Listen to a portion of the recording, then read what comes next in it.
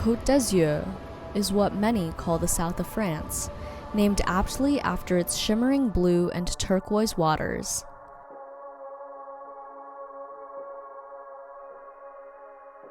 When I landed in Nice, I was surprised by the perfect sunny day and the tall, beaming palm trees. In comparison, Frankfurt, which is where I had just flown from, was rainy and gloomy. I could feel the dopamine rushing through my body as a response to the warm rays of sunlight on my skin. I took 3 deep breaths before continuing my journey to the train station. At our 6-story Airbnb, you could see the distant stretches of the beach on one side and picturesque snow-capped mountains on the other.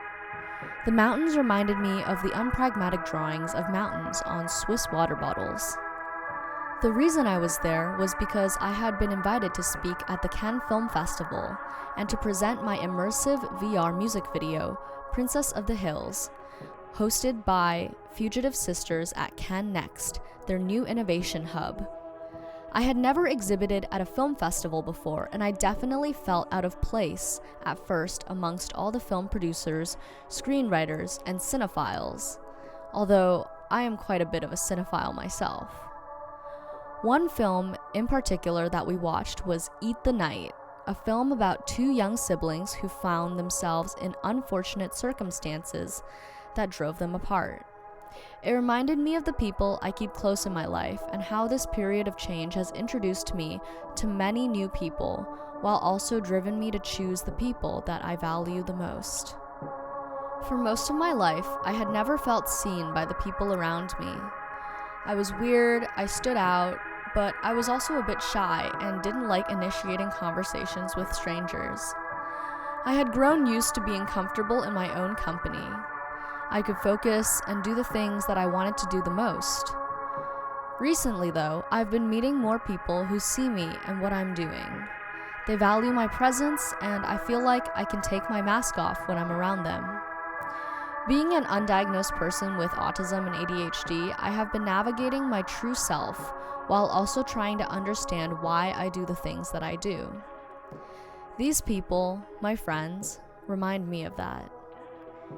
Being in Cannes with Maura, Josh, Anto, and Jess was such a refreshing experience because we were able to bond over shared ambition while recognizing each other's strengths. The streets of Cannes reminded me of Soho. The white limestone buildings gave way to gold-plated balconettes and spires. One night, we decided we wanted to go to the beach, so we raced to the coast of Antibes with a bottle of wine and some horribly bland American burgers to see the sunset.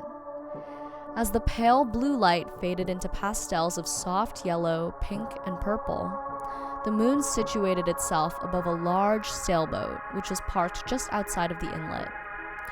We sat there until the light had completely faded, talking about life and reminiscing about college being over.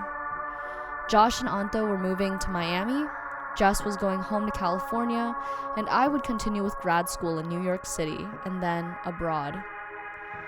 Who knew when we were going to see each other again? But for now, it was on to a new chapter for each of us.